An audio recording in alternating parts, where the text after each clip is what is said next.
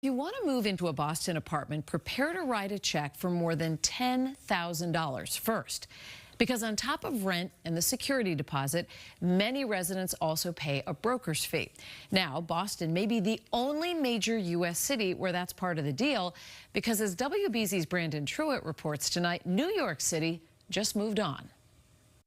It's a huge deal for me. I think broker's fees are a hassle to pay out of pocket up front. These are just some of the estimated 65% of Boston residents who rent. And you don't need me to tell you it gets expensive to move around here. It definitely incentivized me to stay in the same building because I didn't want to have to pay again. If I were to move, I would try to look for a place that either doesn't charge them, maybe it has a small-time landlord. As it stands, Boston landlords can require first and last month's rent, along with the security deposit and broker fee at the same rate.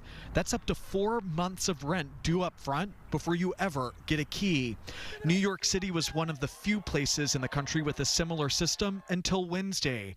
Their city council voting to ban tenants from being forced to pay their landlord's broker fee. So New York City did something about it, but what about Boston? Well, the state tried to take some action on broker fees last year, but that fell flat.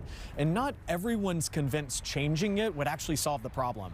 If a landlord's forced to pay the commission, they'll probably just raise their rent to cover that difference. Demetrios Salpoglou owns Boston Pads. It's the largest real estate portal in the Boston area.